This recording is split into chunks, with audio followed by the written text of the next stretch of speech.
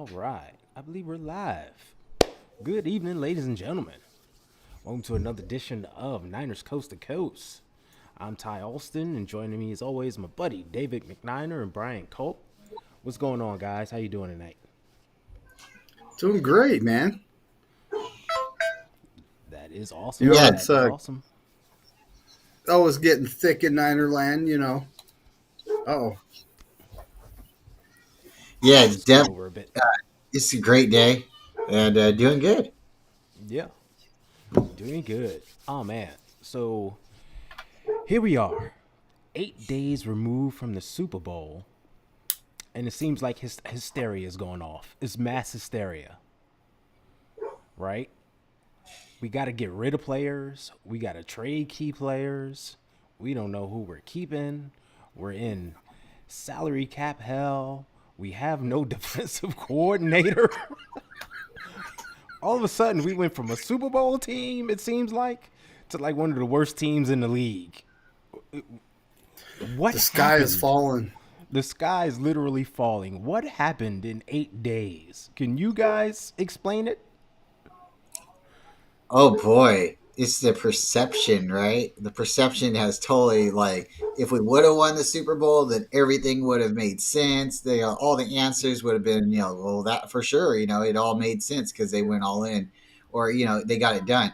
But because we lost, now it's is this the right coach? Can he win here? Does he need to go elsewhere? Let's fire the defensive coordinator, who we do know who's been a head coach other places. So Mm-hmm. it's like when people say this guy needs help, or bring in somebody who's been a head coach or something. He's had multiple people around him who's been a head coach. They had a lot of leadership in the building. So I believe he did have help, but again, now the narrative is Steve Wilkes was the scapegoat. My personal opinion, guys, I think if we would have won or lost the Super Bowl, Steve Wilkes was not coming back next year. I don't think he was coming back. I think because of what happened in the Minnesota game, not because someone hates each other or anything. I think that was just such a big, Kyle acted like he was going to fire him at the press conference. Totally, just I believe from that moment there was just like, and I think he honestly, this was a spot for him to kind of get some traction and maybe build up his name so he could go somewhere else and coach somewhere else. The Niners do seem to pump out a lot of players to go, coaches to go to other Coaches, yeah. places. So, but the sky's not falling. It's I won't give everything out. David will definitely be able to add to that. And it's just really funny because if we woulda, coulda, shoulda, if there would have been Wheaties boxes made with Brock Purdy on the cover of it, I mean, like Yeah. the quest for six is over. Now we're going for the quest for seven. But now the narrative is we're the Buffalo Bills, and people are trying to make fun of us, saying, "Oh, you Oh my guys lost gosh. the Super Bowl." But at least we were there, right? And then if Yeah. you say it like that, sorry, I'm going to give it to David. But if you say it like that and say, at least we were there, you're not a true fan, right? Because you're complacent. You're complacent for being, second place. No, we're just looking at it at the other side of it. It's like eventually you get to the end of your glass. But in the middle of it, you have to enjoy the journey, right? The Yeah. beverage sip. I'm sorry. Go ahead, David. I'll keep going. It's just hilarious. You can't keep going. David, what's going on, man? well, we're going to be trading Ayuk. I don't know about that. I'm honestly hard pressed to find accurate news on our salary cap situation. There's people saying, "Oh, you guys are 12 million over. Oh, you guys are 3 million over." Oh, okay, what is it? Like The where do the you actually find an accurate number here? Yeah. Because and then the speculation is thick, folks. It's like molasses in the Arctic. It's just thick and it's coming out like really slow, and it's getting everywhere, and it's sticky. And that if you haven't been a Niner fan long, you better get used to this because every offseason is like this. Yeah. And it took no time for it to get started. It's insane. The salary cap thing, the fluctuation of that number totally boggles my mind. Because I remember in December, they were talking about how the team has like $36 million for next season. They're going to roll over all this money because they cleared up so much space. And like that, all of a sudden we have no money. we're like broke and we can't afford anything. Yet people are talking about we should sign this person if he's a free agent, and this person if he's a free agent, and that person if he becomes a free agent. It's like, wait a minute, I thought we had no money. We can't afford Brandon Ayuk. That's why we have to trade him. But we can sign Brian Burns and David Bakhtiari, and there's speculation that Joey Bosa may get released. So we should sign him. It's like, wait a minute. You told me we can't sign our number one wide receiver. We can't afford him. But we can afford 3 other guys that are already making like $20 million. Yep. How does that happen? And that's what I mean by the hysteria, right? At one moment, we can't afford a guy. But the next moment, we can afford 3 others. I don't get it. It is absolute insanity. And, like some people are speculating, it's time to trade Kittle. It's time to trade Debo. Okay, the dead money off their contract, both their contracts alone would be pushing $40 million. Yeah. So they're not getting traded. Brandon Ayuk, I don't, the NFL Insider is the one that reported that he's on the trade block. Okay, who? What's your source here? Which person in the 49ers front office actually told you that? Yeah. And at this point, John Lynch has already said, they feel they take phone calls, all kinds of phone calls every year on all kinds of players. And, whatever comes to fruition here, like the Cowboys acquiring Trey Lance for a 4th-round pick.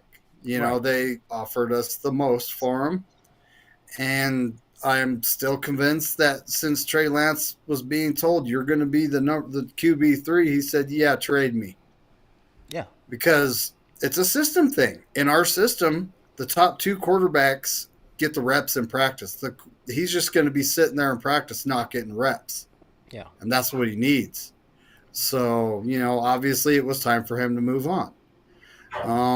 We have Brock Purdy, Mr. Irrelevant, and, Mr. Too Short, Mr. will beat your team. Everyone can say whatever they want to say. He will beat your team. And the core of the team is here moving forward, But, yeah, my biggest problem is the salary cap. Like, what is accurate here? Do I need to call the San Francisco 49ers front office and go, hey, what's our salary cap situation? They'll probably hang up on me. Yeah. Yeah. Well, guys, if you I believe we can work it out where we can either bring him on this channel, or all of us can get together. We're trying to get it this weekend. So if you're available, we're going to have Jason Hurley, 49ers cap. Yeah. You know what? This is his time of year. This is where he shines. I thought about him earlier myself. I was like, it's time to call Jason because he's the one guy that can give us a definitive answer, a close to definitive answer, because he knows the numbers better than anyone outside of Parag McGrath himself, right? And not only is his answers and his numbers almost pinpoint accurate, just like you said, it's almost like he knows it better than the ones in the office who should be running it. And I think they definitely pay attention to him. So, folks who's listening, please check his channel out. It's 49erscap.com. com, I believe, and Jason Hurley. He's also on Twitter. You can find him at just type in his name, but he knows the numbers. And it's funny because the whole thing with Bosa. Okay, I'm not a BA hater. I love Brandon Ayuk, but the whole thing about was Debo, worth it, and the whole thing is Brandon Ayuk worth it. My whole thoughts is let's pay the people when they're supposed to be paid. Let's not speculate and say we can't pay here and there. There is a numbers thing. Sometimes they take a. Sometimes players fall off and things happen or restructures happen. So I'm sorry, my dog's eating. It's all I gotta right. move on. It's all right. Yeah, I believe we get into this thing every year. It seems like where a key player is up for contract, and when they get to that final year of their contract, panic sets in. Everyone, we have to pay him or else. And it's like, hold on, we still have him for a year. He's still under his rookie contract, which means the team has all the leverage there. So they don't have to trade him. They can let this thing ride out and try to sign him at some point during the season, because you can re-sign a player during the season. You can extend him in week 6, week 5. That is possible. But everyone's in this panic mode, like, we can't sign Ayuk. Trade him now. Get rid of him. Do this. And it's like, wait a minute. And then, like as Bryant mentioned, we also have to trade Kittle.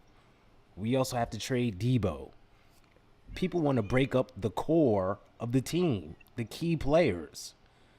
And they're still in their prime. I don't know why that is. Why is this panic setting in?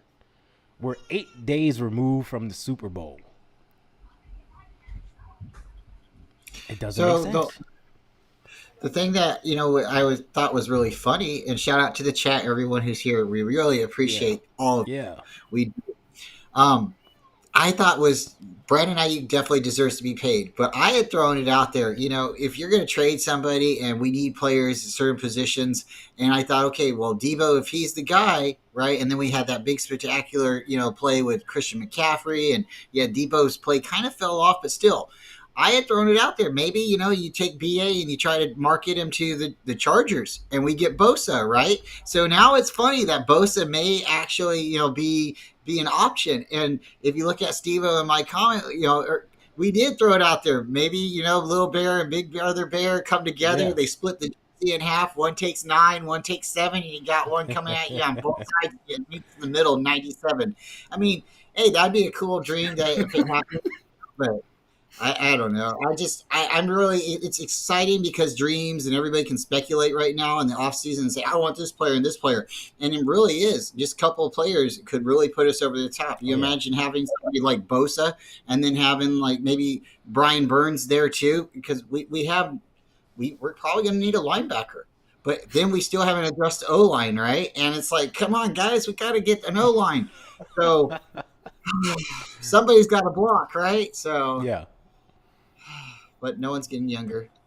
The sky's falling. The sky's falling. The team's doomed.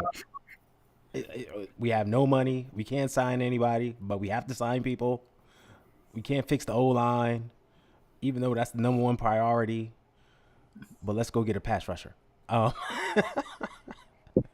It makes perfect sense, doesn't it? It makes perfect sense. It makes perfect sense. Yeah, let's spend all the money we don't have on a pass rusher. Yeah, let's do it. Honestly, I look at a guy like Cleveland Farrell. He sets the edge. He's a pretty good pass rusher. Yeah, I would love to see him come back. He had the same surgery, I think, as Armstead did, but he did it sooner, so he should be back before July. Yeah. But we don't know. Our cap situation. We're anywhere from $3 to $12 million in the hole from all the stuff I'm reading. Right. So it's weird. Hopefully, I need some clarity on that situation. Yeah. But and then the whole all the trading Ayuk talk. It's like. It's tempting just because of how the draft capital wide receivers are bringing in these days. That's Yeah. what's tempting. Don't just trade them for a bag of chips to someone. Yeah. It would be like a first, a second. Like look at what Tyreek Hill. Yeah, he's probably better than Ayuk, but look what he got. Look what Stephon Diggs got. AJ Brown from the Titans to the Eagles. And there's a good wide receiver is worth a premium, but holding on to that good wide receiver is also worth a premium because you have to replace him. You have to replace that production.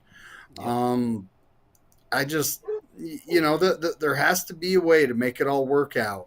Yeah. And I need to talk to. Is it Jason Hurley? Is it Jason Hurley? Is Jason that who? Hurley. I need to talk to that guy. Because I'm so confused on how much money we have to spend. Because they freed up, the 36 million rolling over, but we're 3 to 12 million in the hole. Yeah, this makes a lot of sense. Yeah.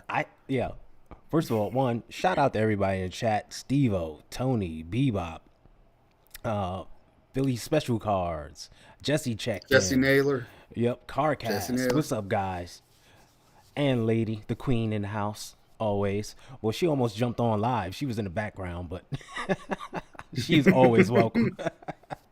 Thanks, guys, for tuning in. Thank you, everyone. But yeah, it's the cap thing really baffles me because I thought rollover meant you bring it over to the next year, right? Yeah. But somehow those numbers did not roll over. It went down. I don't get it. I don't understand it. So yeah, this is definitely time to call up Jason, good old Jason Hurley, 49ers cap, and get his expert opinion because he'll tell us. And then, yeah, as Steve-O just mentioned, the cap, we don't know what number is going up to. It's projected at 243. They said it might go up to 250, but that's speculation. So we still have to wait to see what that hard number is going to be. So that plays a role into it as well. So it's a lot going on.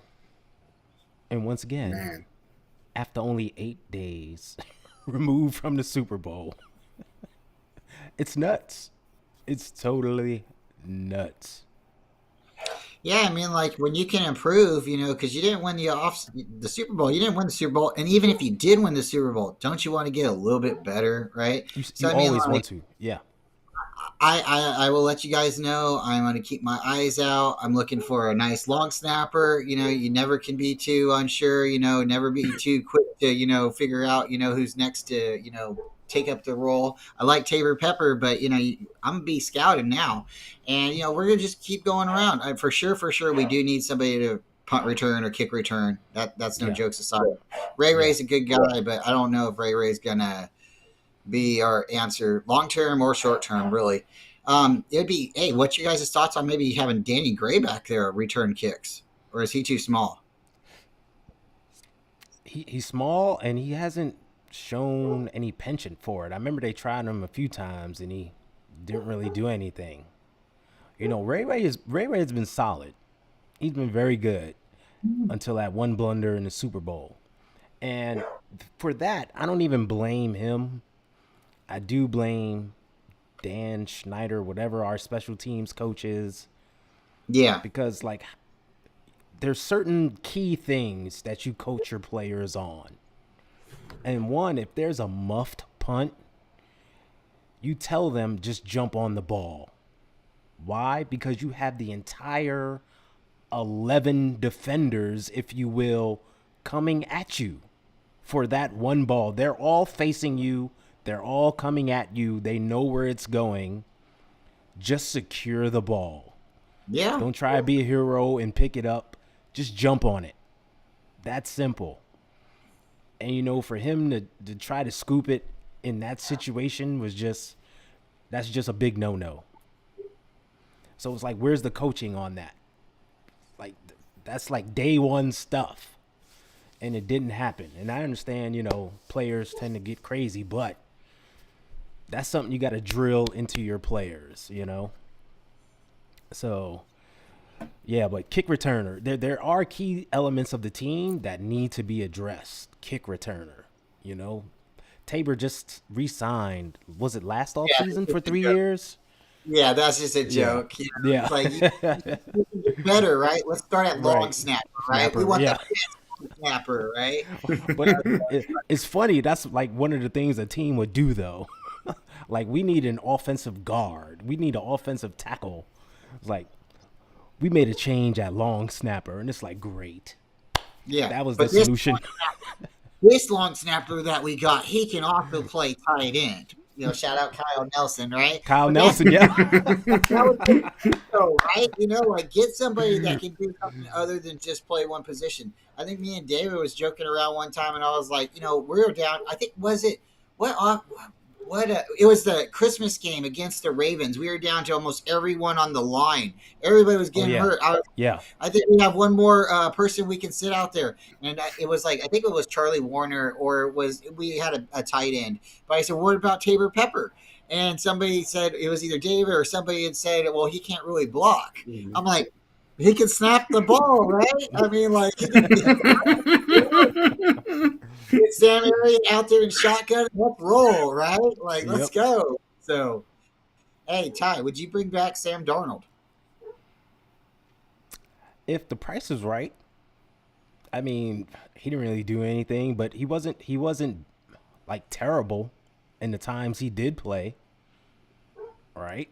So if we can bring him back on the cheap, I say yeah. Just because it's a second year in the system, we don't have to reteach someone anything. And to get a cheap veteran, yeah, just bring him back. I don't think Brock will be getting injured. Just like I said, this year, I think he gets rid of the ball quick enough and is smart enough and plays well. He takes care of himself. So, but just to have a guy back there where you can do some things with, I'm fine with that. But the price has got to be right. Hey, a lot of folks just say bring back Brandon Allen, but it's like something no one understands is his middle name is Duck. It's not Richard. See, you go back to the James Richard Garoppolo days. You know, you had him, you had Brock Richard Purdy, and then we had Samuel Richard Darnold. Yep. So it's like, is there any good quarterbacks in the league that are, you know, middle name Richard? But it must be a Kyle thing. You know, it's a Kyle thing. Yeah. Have you met my brother, Richard? Hey, have you met my other brother, Richard? And then my friend, Richard.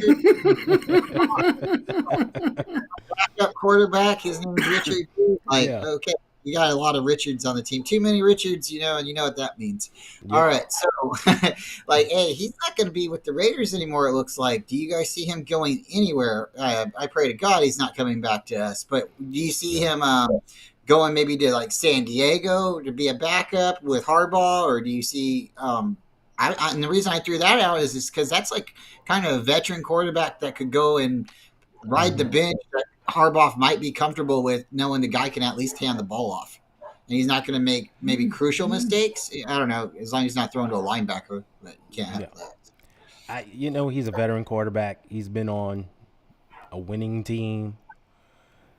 Some people will say the Raiders situation was just a terrible one. With what went down with what's the name, McDaniel, you know, the former coach and everything. They're like, he was just in a bad spot. Let's bring him here, our organization. I'm sure he'll be fine. So I'm sure he'll get plenty of offers to come in. You know, a quality backup is always good to have, and teams will view him as such. So he'll sign somewhere for sure. Yeah, even after with the 2 game Patriots. Yeah, even with the 2-game suspension, somebody will sign him. It's only 2 games. They'll be like, we can survive for 2 games, you know, without our backup quarterback. You know, about that, has there been any reports on what exactly? I mean, it just says performance-enhancing drugs, and it's like... For testosterone. It was for testosterone. So maybe he's not working out enough, or he's got... Because the age that he is, he shouldn't be taking that medicine, they were saying. So that's what I heard. It was some medicine. That's what I read. It was some medicine that had it in it that he took. And could it be something that helps? And I'm just playing around here, folks. But could it be something that helps keep you up or keep you active? I mean, like He was extracurricular. Viagra. he was in Vegas, gotta stay up. I mean, exercise is good exercise, right? But Right. Oh man. yeah, I don't know. Yeah. Could you see him going to Miami? I think the Patriots is a good fit, but I could see him going to maybe Miami to be a backup there, knowing the system possibly. Yeah. He That's a knows that system. possibility. Yes, Well, that's a good think one actually.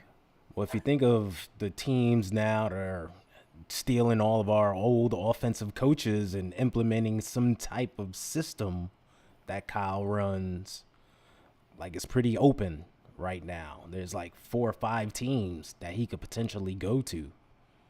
So you never know. It's just who deems him as worthy of, let's bring him in, try him out, and see how he does. Oh boy, Maybe you know ends what? up in Green Bay.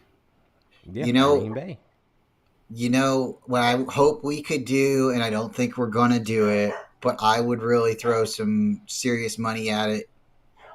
It's about weapons of mass destruction, right? It's about like keeping another team from maybe being better than us and keeping a weapon out of their hands, right?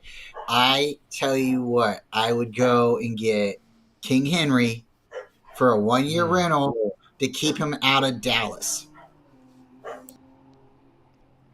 I would love him because as a 1-2 punch with CMC, that would be deadly. Deadly. And Kyle can't use the excuse as he's a young running back. He's a veteran that has led the league in rushing. Like, there's no excuse not to use him. Man, I'm not against it. I mean, you need 2 yards. He's going to drag a defensive tackle 2 yards. I've seen him do it how many times? Exactly. I guess it would just come down to is the price right and how much money does he think he's going to be able to make and what team does he really think is going to be closer to getting to a Super Bowl. But ideally, what do you think he would really, the longevity and his injury prone and stuff like that? I think coming to San Francisco, he would actually last the full season. And he'd get used better and productive. He would actually benefit the team. I think if he went to Dallas, he would be overused and injured quicker. So, boy, but I don't think we're going to get him. We have Mitchell, and then we have Jordan Mason. But oh boy, if we could get him, guys, I would definitely. I would say, bring him in. Bring in the king. Yeah, you want something. You want somebody like that. And I agree with you 100%. He would definitely last longer. And this would help CMC last longer also. Because he doesn't have to carry every single ball. Especially when it's, short yardage and we're in goal line situation. And the defense is in goal line situation. And he's just pounding his body up there. Well, now you got this 6'3", 260-pound back you can hand the ball off to. Like, give it to him instead. So I would definitely do that. That's a no-brainer in my opinion.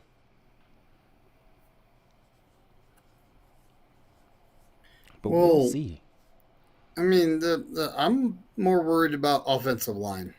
We're losing Feliciano, right?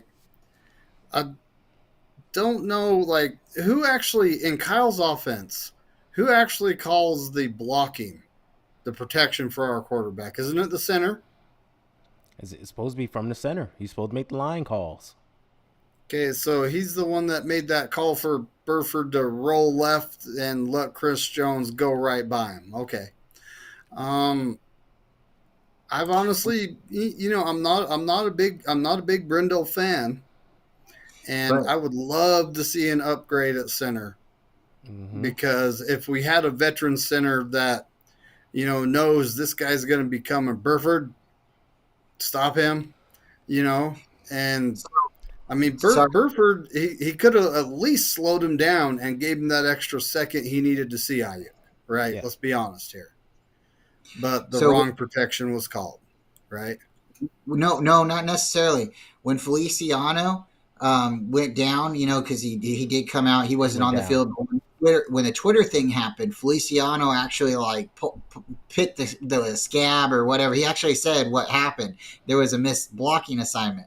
Well, the player who he called out actually did come out and say he messed up. He forgot what, and he Yeah, that just was went with. Burford. Yeah.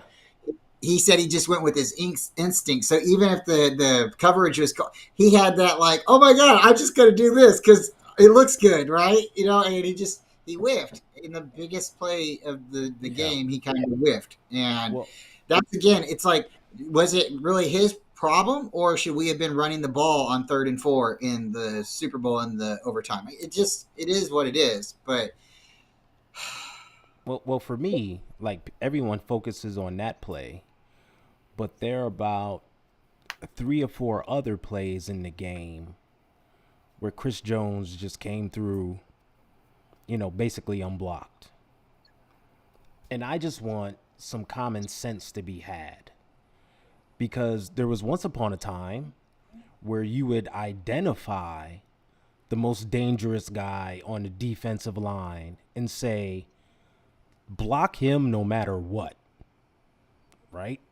The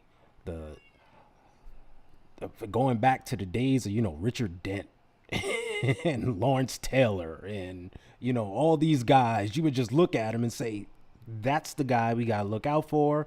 Block him no matter what the scheme is. Whoever's in front of him, block him. We know Chris Jones is one of the best defensive tackles in the league. He's their best defensive lineman. In the previous games that we have played the Chiefs, he has been a thorn in our side. So you block him no matter what. Yet there were, like I said, like 4 or 5 plays during the game where he just came through. The guy standing in front of him, and it was Feliciano and Burford, right? Because he's lining up right across them. Just kind of, they whiffed. Yep. And didn't get a block on him. And it's, how do you let that happen? How? And we missed big plays because of it. So, like, get me a guard just with some common sense, or a offensive line coach with some common sense. Anybody to say, that's the danger guy, block him. Period. It looks like in the replay that it almost appears that we were running away from him and just like letting him come through. It was like almost a perfect highlight moment for his career. Yeah. So two things. Back in the 90s, when I watched Steve Young play, and maybe watching older football movies, maybe like the Little Giants, shout out to, whatever. Shout out Little Giants.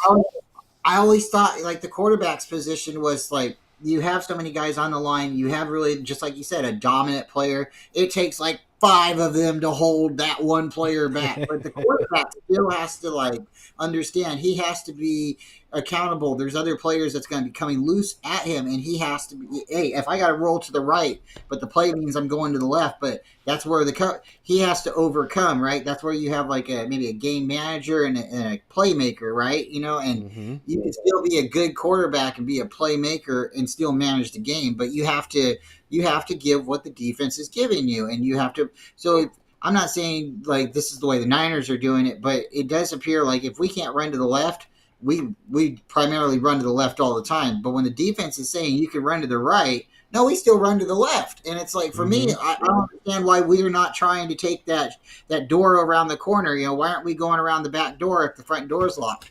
There's a lot of questions that should be answered, and it should be easy, but shoulda, woulda, coulda. Looking back at it, Yeah. I just don't understand. We stopped running the ball in the third quarter, and I don't understand why we stopped running the ball. And this is the same thing that happened in 2019. We stopped running the ball in the third quarter. Well, that's been happening all season. Like, if you look at these games, there have been lulls in the offense, and most of it have come from us not running the ball. And I get it. Teams are loading the box. They're saying we're not going to let you beat us with CMC. But you still keep these teams honest, right? Even if you run it for 1 yard, no gain, whatever, keep the threat of the run there. So at least it's on their minds. And they're not just saying, all right, they are not running it all. Let's play pass coverage. Just keep it there. I think Kyle overthinks it too much and kind of gets in his own way. And the other thing I wanted to say is you throw the money. Sorry, David. The other thing we should do, and this should be like number one thing, even above BA. Go get Jones. Go get that guy from Kansas City. I mean, he's beat us twice now, right? He's the missing key. He's the missing key. He's going to be expensive, like $20 to $30 million range per season. You know, at this point, I just looked at the 49ers website and it was telling me 12 million. And it says in the red 12 million. So I was looking at that going, does in the red mean we're in the red? We're over the cap according to that. Like, But we have I'm no sitting there money. going, like, how's this if we have 36 million that rolls over? Yeah, we need Hurley. We need Hurley. Like, I understand, you know, their players' salaries go up and such and there, but we also their players off contract, right? Their contract is up, so we have to account for that, and the salary cap also goes up.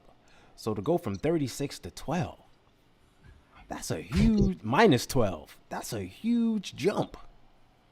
Where did the money go? It's like we were robbed. It's like we lost the Super Bowl and we were robbed in Vegas. I don't get it. I don't get it.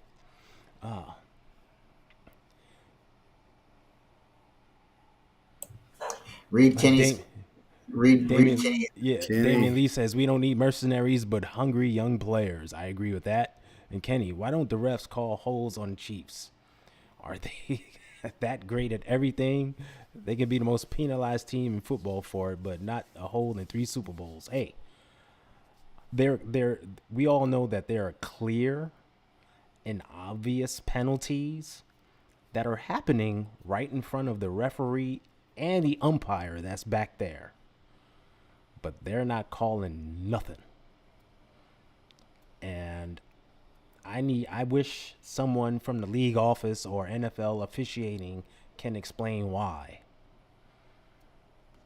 It doesn't make sense. The little ones, I understand, but like when a guy bear hugs Nick Bosa, I mean, literally wraps his arms around him and just holds him. And the ref is right there. You might want to throw a flag on that. That's all I'm saying. Right? It's like, or dude, Fred Warner's blitzing up the middle and gets tackled, and the guy's like laying on him. That one made me lose my mind. I lost my goodness. mind on that one. I was like, how can you not see that?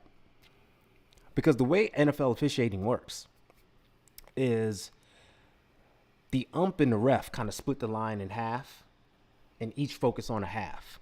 But when a player is coming close to the quarterback, they're supposed to engage their eyes on the quarterback to protect him and make sure things are going okay. So both of those guys should have been staring right at the middle of the line at Fred Warner coming right at the quarterback at that point.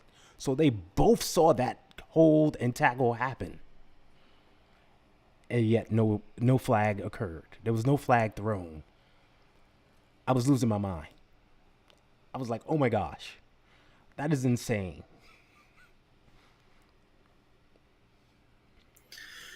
Yeah, there's the thing is the refs didn't actually beat us. You know, No. Like the Ray not just falling on that they scored a touchdown right after that happened. Yeah. There was just a couple plays here and there. A lot of people were like, "Oh, Moody missed that kick." He didn't miss the kick.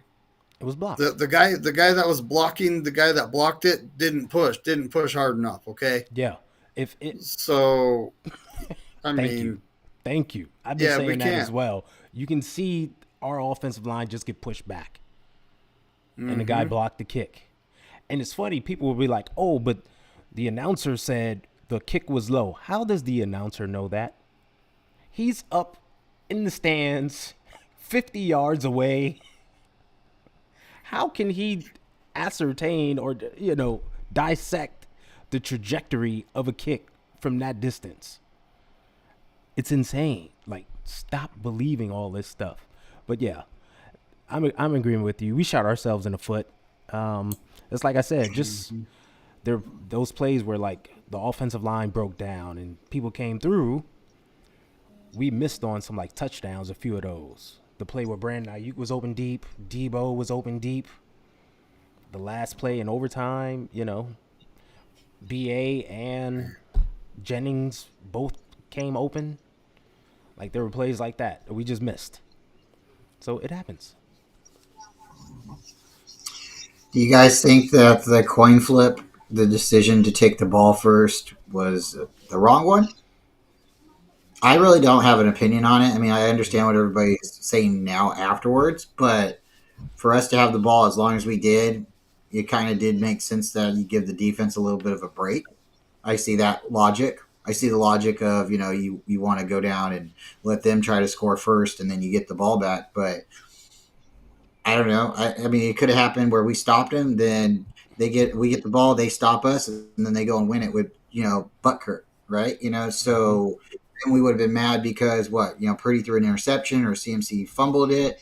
This way, we at least went down and we scored, and the defense kept them alive. It was that 4th and 1 play that I think cost us. That was just broken coverage, and maybe that was the deal breaker for Wilks. I don't want to know who called that. It's just really bad. I mean, it was sad too, because when our other linebacker, Greenlaw, when he went out, it seemed like Patrick Mahomes, he become Superman out there. So things changed, yeah. But the coin flip, David, Kelsey. what do you think about the coin flip decision? Speak on that. I honestly think, there's questions on did Kyle actually know the rules for overtime here? That questions came up a lot. But I think what was on Kyle's mind was the defense was just out there. It was just a 2-minute drill. It's not like they were out there long. And, he wanted to rest his defense. And then that's why I think he actually decided to defer. I do think he knew the rule. And as for the call or take the ball, I would have actually deferred myself, because for the same reason the Chiefs said that they would defer, is what you have to do when you get the ball. And, you're handing this to Mahomes and Kelsey, and we don't have Greenlaw, which after Greenlaw went out, Kelsey came alive. So, Oren Burks couldn't cover him. Greenlaw could. There was some things that transpired over the course of the game, and, that was one of them. I do believe that Kyle should have deferred the ball to them, and then we would know what we have to do. And we have 4 downs to do it every time we get a first down. Yeah. Real quick, Ty, before you say it. Yeah. It just is really weird, the logic that we've went in this whole season. We want to give the other team the ball first so we can come back out after halftime. So yeah. It's just really weird. You have to know, and he has to know, being the second time any coach or any really coaching staff has been in a second overtime in the Super Bowl. You would have to think that but go ahead. I'm so sorry. No, it's fine. It's fine. Yeah. For me, the rules thing, I think that's overblown. Like, what are the rules really? They're really simple, right? It's not really that much difference. They're really simple. So the rules thing to me is overblown. One, you still have to score as an offense, and as a defense, you still have to stop the other team. That's football. That doesn't go away. That's what you have to do. For me, I'm fine with accepting the ball first from this simple standpoint. You have to go score, and you don't go in there thinking I'm going to score a touchdown. I mean, a field goal. You want to score a touchdown. Put the pressure on the other team. They got to score a touchdown too. So even if they tie you up with a touchdown, after that, it becomes sudden death football, old school sudden death football. For my older fans out there who remember the original overtime rules, it was sudden death. First team that scores, whether it be a field goal, a safety, anything, game's over. So, had we executed the way we should have and scored a touchdown, it puts the pressure on the Chiefs to score a touchdown. We see they did that. We then get the ball back. Of course, the period would have ran out.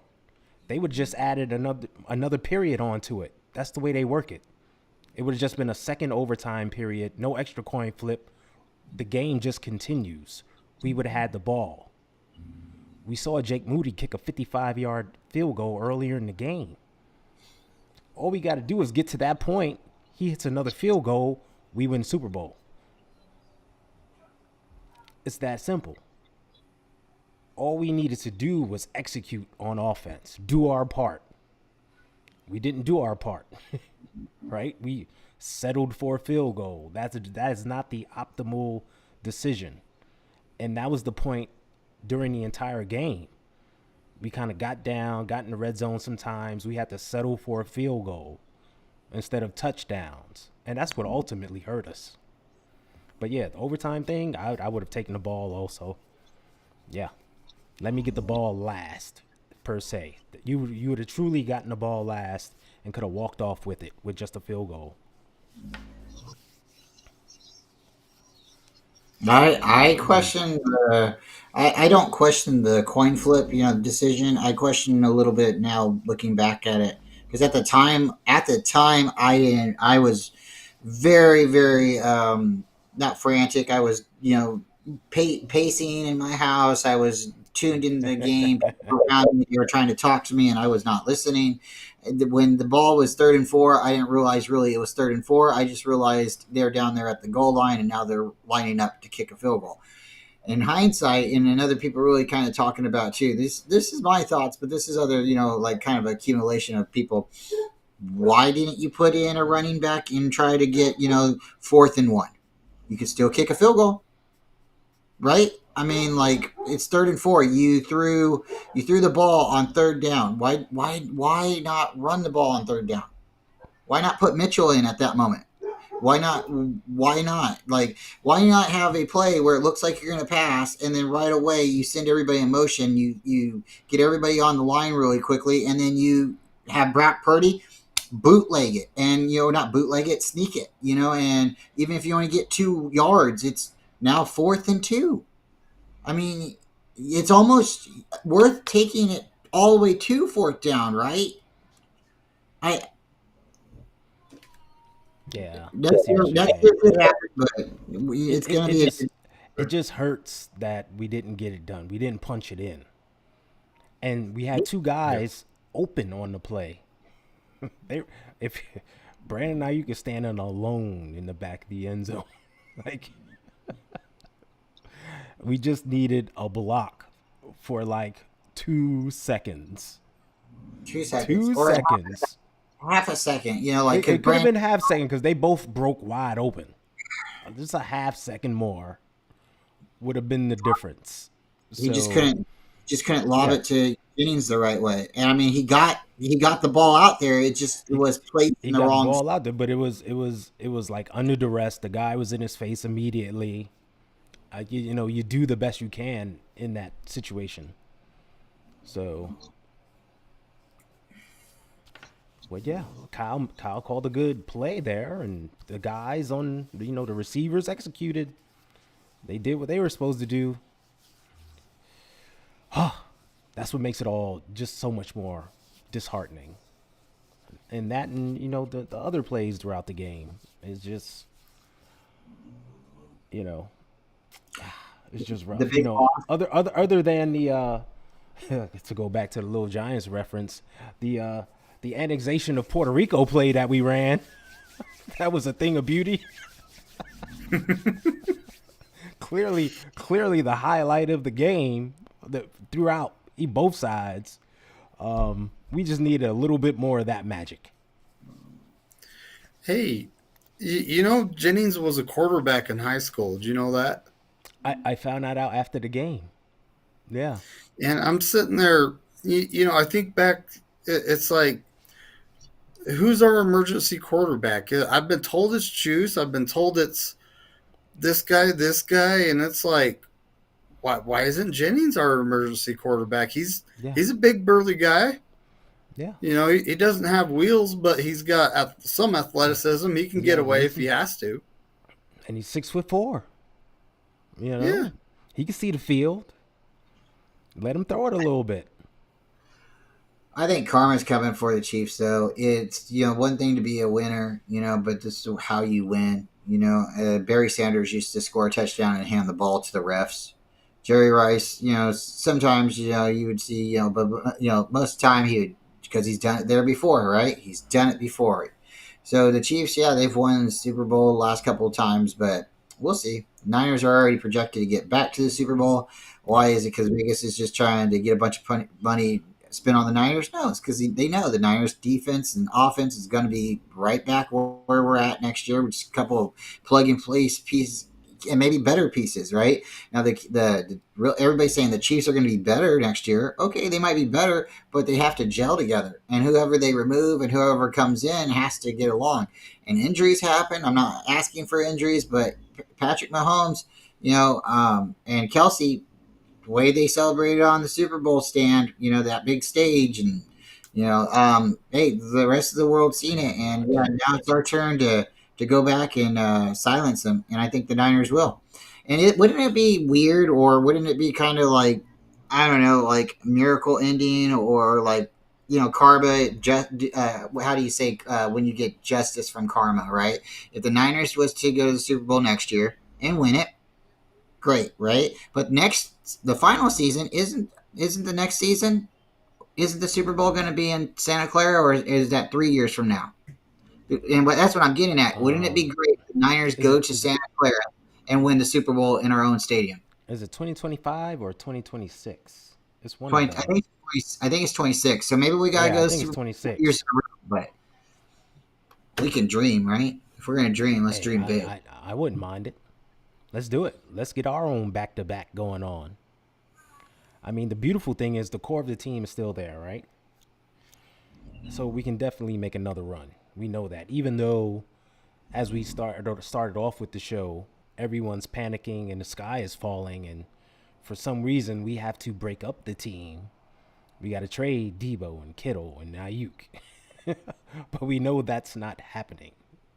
They will figure out all this stuff. This is what they do. That's why they get paid the big bucks in the front office. So the core of the team is still there. Also, our young quarterback now has one full, complete season under his belt.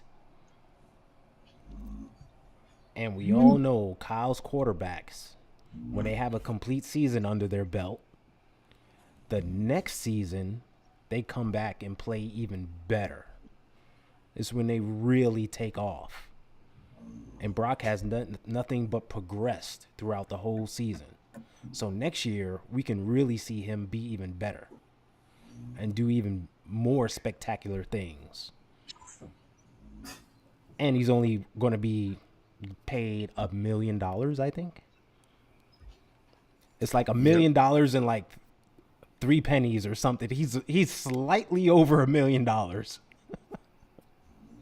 Like, we got the cheapest winning quarterback in the league. So we don't have to worry about his big salary, right? So boom, we can definitely get back there. It's definitely happening. And they'll find a way to add like another piece on, like we said. Well, at this point, I'm just waiting to hear. Well, you have to be under the salary cap. When does the new league year start? Is it March 16th? Yeah, it's somewhere around there. It's early in the teens, like 13, 16. I got a number of 3 in my head, so it's definitely around there. I know that the tampering period begins here shortly. Mm-hmm. So I believe it doesn't. I think it starts on Monday. Yeah. Somewhere around So there. you It's know only like 2 that's when weeks after the things Super get Bowl, so interesting, yeah. right? Well, you got a lot. It's the off season's going to hit, and we know there truly, really is no off season. You get these small, tiny breaks in the off season, but business picks up again because the New Year League starts, and then you get the free agency period's going to hit. Then right after that, the combine's going to hit, and then the draft, right? And then the second free agency period's going to hit. And then after that, you're going to get OTAs. The next thing you know is training camp. So there's a whole lot that's going to happen. But 8 days after the Super Bowl, the sky's falling. We can't even get to that Hey, point where everything's happening. I just heard raindrops outside. So I mean, if that's what you consider the sky falling, I think it's just rain Right. myself. But Yeah. Yeah. It's wild. Oh, Brian, you're muted somehow. Is your mic working? Hold on. I Oh, got there it. you go. I got it. Yeah. I had to mute, but Yeah. it's not raindrops. It's teardrops. It's Oh, that man. Swifty effect. It's the teardrops on my guitar. I mean, like it's our song, right? You know what they're gonna be singing all year. So let's be the spoilers, guys. Let's stay true and let's stick behind our team. There's gonna be some feeling. There's gonna be some positions that they're gonna feel this year that I really truly think is gonna be a game changer, a difference maker. I'm hearing it again. Big Brother Bosa's coming. I heard it, and I got a feeling it's gonna happen. You know what's funny? As tight as those two are, I could see them just getting together and saying, "Hey, how can we make this happen? Like, what if I take some of my salary and tell them to give it to you, and we're keeping the money in the family, right?" And they're smart businessmen. They know how to make this work. Yeah, You never know. they can both win a Super Bowl, and his brother doesn't have to stand there at a championship game wearing his brother's jersey because he'll have his own. He'll be playing in it next to him, or on the other side of the line, I should say. He'll be there. well, they're both 97 though, right? Mm-hmm. So I mean, Bryant, is 79 a tired number for the 49ers? I do not. Ooh, let me check real quick. I do not believe so. I will. I have it right now. I have it right You now. see, this is how we can make that work. You can have 97 on one side and 79 on the other. one, yeah. And then, that they both hit the quarterback so hard, they're both 97, Well, I like that, but then I also like them taking 9 and 7 and putting it on both sides. One of them being 9 and 7. I like When that they hit idea. That in would the be middle. fun. Yeah, we could tell Charvarius Ward, "Hey man, we love you, but we're gonna need you to change your number." You Right? got to give it up for the team, but you're Just- going to win a just- ring. just So pick- it's going to matter. Exactly. It'll be worth the Super Bowl. Don't worry about it. Just pick any gonna- other number. We got plenty It's gonna available. Nobody, lucky number 7's coming this way, folks. That's for sure. Yeah. 79. Is it a jersey number? Retired. I know. I know it was Harris Barton back in the day, if I remember right. But I don't think they retired his number. I don't think so. I don't think they did retire his number. I have the picture. I just use it for my how to memorize it. Oh boy. Sorry, folks. No, it's all right. So we're gonna Yes, get that. 79 is retired. Is it Bob St. Clair? Because that was the great Bob St. Clair's number. That's right. I'm still looking for it, but that's what I was guessing. Bob St. Clair. Oh He's boy. He's the one with the face mask that's dinning it up. Yep. He works. Yeah. Yep. The great Bob St. Clair. So yeah, that's not an option. But yeah, Yeah, the 'cause 9 and 7 though.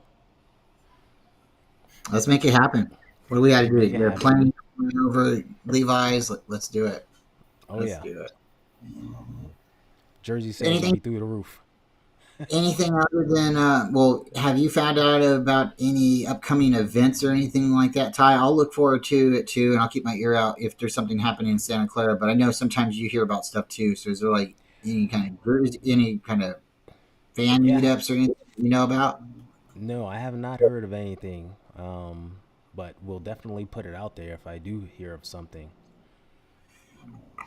I see a lot of people on Facebook being okay, but man, this Super Bowl loss really hurt Twitter. It really hurt Twitter. A lot of people just, I don't know where they Yeah. went.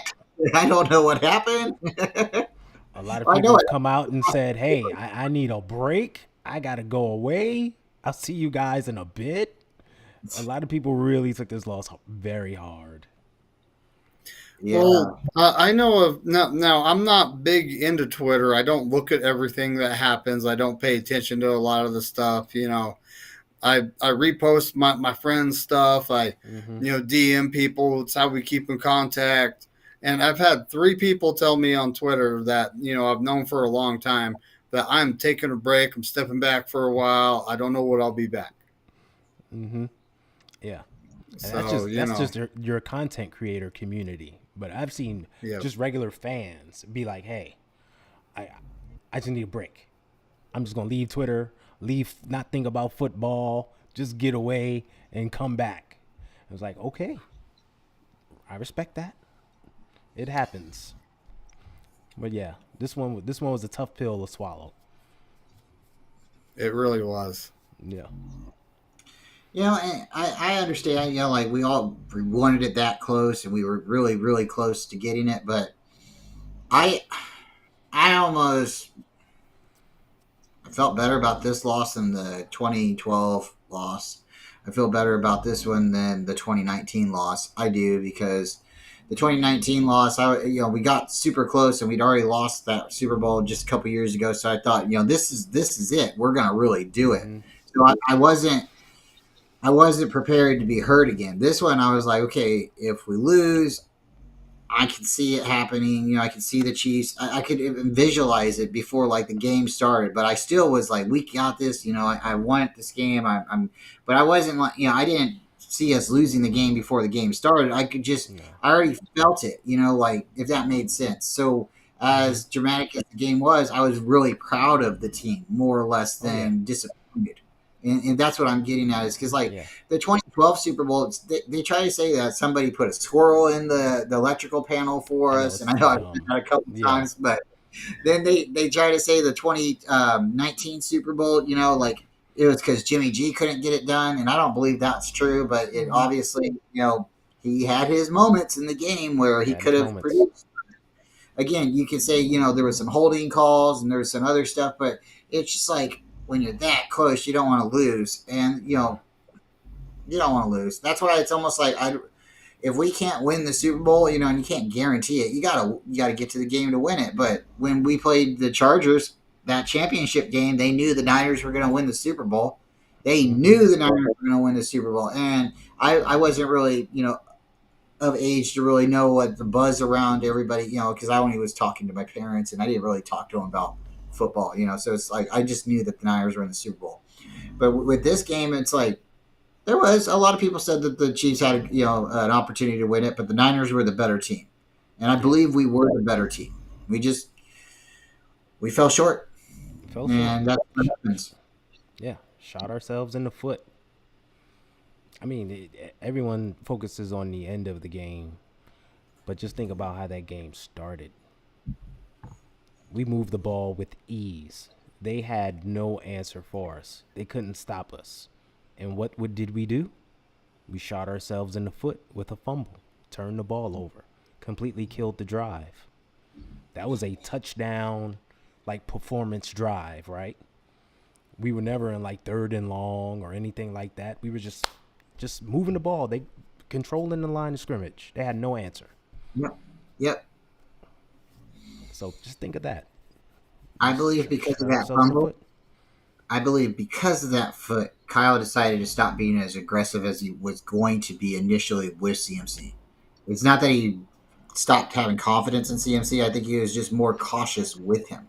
And Maybe. I think it was I think they just changed a little bit because if we would have went and scored that, we would have been what 10 points then. I think at the time because we already had scored the field goal, or maybe we hadn't scored the field. No, No, we would. that was the very first drive of the game. So it was no Yeah, points at that point. yeah, you're right. So we would have been we would have just got a touchdown, It and would have from been there, 7-zip.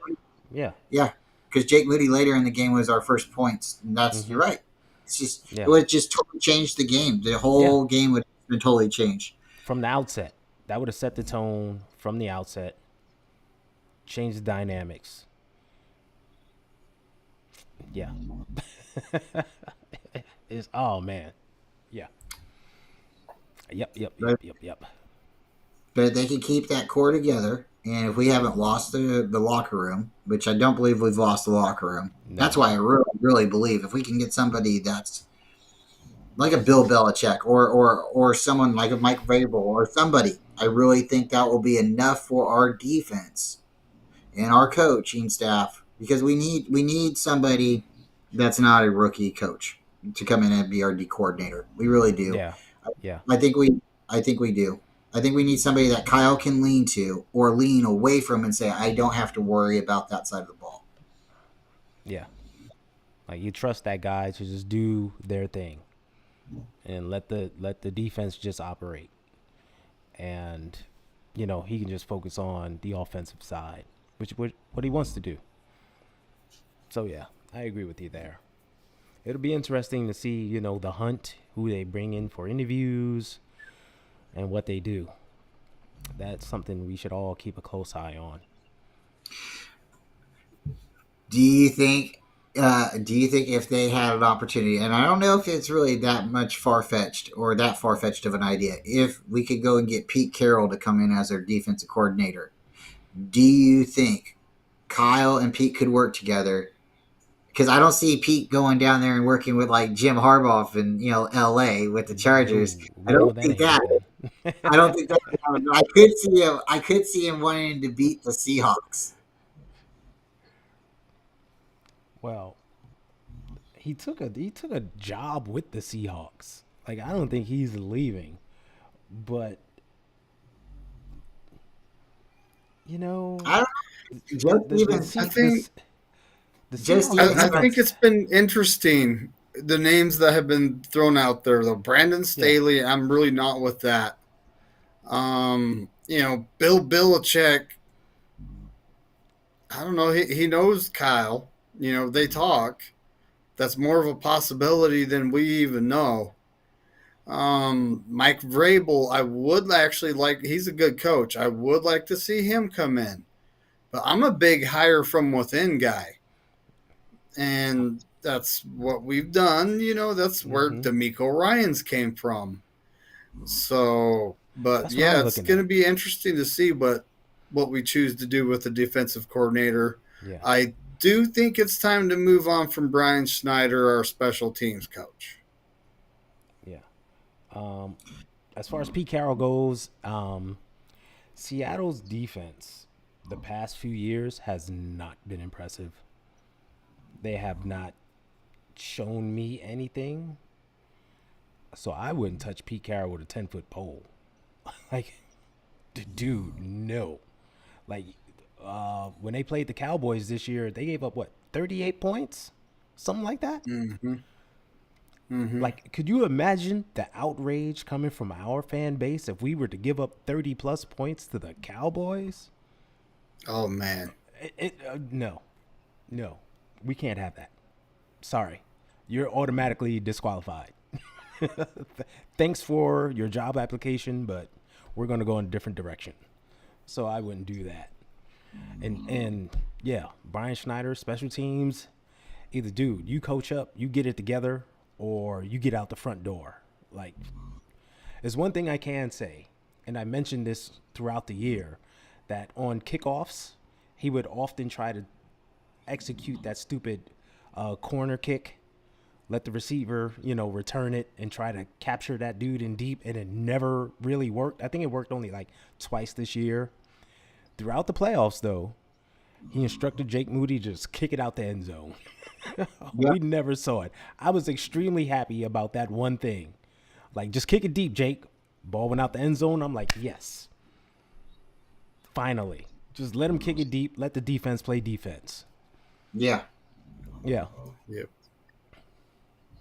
Okay, guys, I'm telling you though, the D'Amico, I'm not saying that he was bad or but you had Robert Saleh who came from where? Seattle. So then you bring in the mastermind, right? The guy who made the blueprint, right? So here comes Pete Carroll in, right? And then he trains somebody that's already within our system. We get him for maybe 1 year, and then we let him go. There you go. I mean, you gotta. But I hear what you're saying. Pete might be getting a little older. As far as his job with Seattle, I don't think that's as solid of a position as they're trying to make it out to be. Because it sounds like, and this is according to people that I've talked to that follow the Seahawks, they are just being nice to Pete because Pete's still trying to find a job to coach somewhere.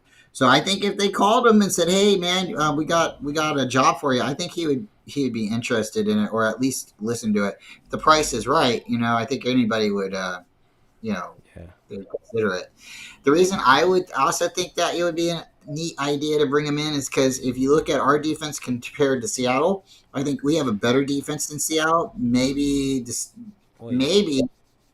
Seattle has better corners and safeties than we do, but we have a better line and better linebackers. And the reason I think bringing in Pete Carroll would be a good idea for the Niners is he's more of that like players coach that they say, and not that Kyle isn't, but I think the players would appreciate his swag and play, coaching, and where again Kyle doesn't have to necessarily worry about that side of the ball. Pete would be there, and I think it would be really cool or an iconic moment to see Pete chewing gum on the side of the red and gold. And hasn't he been a coach before? I mean, I think it'd be neat. I don't know. So I do not want to see the camera on his face chewing gum anymore. I mean, what was that? Was it the Thanksgiving game where they followed him and watched him like change gums? He threw out the old piece and got a new piece. I was like, this is going too far. This is way too much. Oh my gosh. yeah, I like that though. I do. It's just thoughts, but I think we'll see here. Hopefully soon we'll find out who our defensive coordinator is. Again, I think going with Vrabel or Carroll or Belichick is your best decisions, and just throw the money at them. It doesn't affect our salary cap at all. Just let's go all in, and get somebody. They want a couple $1 million, give them an extra $1 million on top of it. Just get them. Yeah. Like I said, it'll be interesting to see who they bring in for interviews, who Kyle can mesh with, what they run, and what they ultimately decide to do. This might be bigger than, free agency and such. Like, who's going to be the new DC? It's defensive coordinator watch 2024. Stay tuned, folks. Yep. Stay tuned for all the speculation coming up too, folks. There's going to be a lot. Yep. Tons of rumors, as we know. Just it's going to get insane. The longer we go into this, the more stuff is going to be coming out. So Don't believe everything you see. I'm warning you now. You're going to see like accounts from Indonesia coming out of nowhere going, Brock Purdy wants to be traded.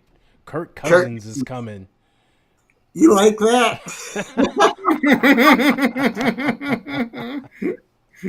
That's right. Tom Brady's coming out of retirement. I know. We're bringing in Tom and Kirk. And Brock's going to go to QB3. Last season I had a thing because we went through 4 quarterbacks. I said, I want all the QBs. Let's bring in Tom Brady, Kirk Cousins. Let's just bring all of them in. We'll carry 5 on the roster. It was a joke, folks. I was kidding. But this season it's let's get all the coaches. Let's bring them all in. Let's bring in all the coaches. Just have them all on staff in some capacity. The assistant to the assistant head coach. The assistant to the assistant defensive coach. Everything. Oh yeah, we could have a ton of just assistant head coaches. Mm-hmm. right? Well, that's what like Anthony Lynn was. You know, he was like our assistant head coach's assistant. You know, like I don't know, Yeah. just Slash running back coach, even though Yep. we had another running back coach. It's the weirdest thing. But yeah, we can pile on coaches. There's no No salary cap. Well, no there's cap, no no nothing. active roster count. Yeah. There's no right. Yep. if the 49ers are listening, I hope they're listening.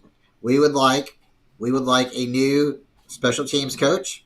We would like a new defensive coach. We would like a pool in the backyard, right? more, With a bouncy house. yeah, we want more ice tubs in the facility for sure. Mm-hmm. A different backup quarterback it wouldn't be the worst thing in the world. But we can take Sam if he's cheap.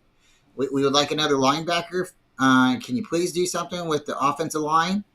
I think if you went and got Bosa, I think everybody would be happy with the defensive line. I think everybody would be happy. And yeah, let's go, guys. Get Brian Burns too while you're at it. Then I think we'll be happy. Let's go out and get him. Yeah, Steve-O Wow. asked where'd Lynn go. Yeah, he went to Washington. Yep. Peters scooped him up. Yeah. So he's there now. He's going to be, what is his role? So Washington 49ers. Yeah, he's on Dan Quinn's staff as something. They said run game coordinator. Who knows? Who knows? We'll see what happens. We'll see Like I what said, the happens. speculation will get thick, folks. It'll Yep. boil over the pot. You know, it'll run down the mountain like lava, just destroying everything in its path. Yep, that's just what happens in the 49er, you know, as us 49er fans in the offseason. Exactly. All right, fellas. We've reached our time. It's been a great show. David, what do you got going on this week? Well, you know, we got 49ers trivia night on Wednesday on my channel. And then the Friday night show will be on my channel this week. It'll be me, Bryant, and Kenny. And, you know, of course, we're going to be bringing people in and asking them questions. And the big panel will be on for the last segment of the show. And is that the night you're trying to get on Jason, guys? We're going to try to get him probably on Saturday or Sunday. Okay, Saturday. Gotcha. And then if you can make it that day, that would be great. If it can't happen, then I'll try to get him on Monday for us. And because I think Monday my channel, my turn for this rotation. Let's see. Yeah, because I believe I so, was the 'cause- Super Bowl loss. I was the day after the Super You're Bowl next loss. week. Yeah, so next week we're on Brian Cope's channel, ladies and gentlemen. So yeah, tune in to if we Brian's can- channel. If we could get Jason on one of those days, Saturday, Sunday, or Monday, and we could get you as well, that would be great. And, Yeah. I mean, that's basically what I got going on. I'll be with David on Wednesday and Friday. We're doing a little different rotation with the Friday night show. We got to get you on, Ty, even if it's only for a couple minutes, get some questions out of you. Kenny, at the end, he likes to ask everybody like a serious question and maybe something that might be a little bit random. So be prepared if you do come on. And yeah, that was a lot of fun. But yeah, then the regular stuff going on the weekends. So yeah, just turn your notifications on for everybody, guys. Oh, and Ty, Yeah. Ty, if I find out anything, I'll let you know too, as far as the fan meetups. 'Cause, that's what I was thinking of too. Because sometimes my wife's family they go to that, and there's something Okay. random always. So if so, then I'll let you know as soon as possible. Okay, great. That sounds great. All right, so ladies and gentlemen, thank you for tuning in. We appreciate everybody watching, everybody joining in on the chat. This has been Niners Coast to Coast. I'm Ty. In the middle is David. On far B is Bryant. Thanks for tuning in. David, sign us off. Hey, go Niners, as Corey Davis would say. F all 31 other teams. Good night, everybody.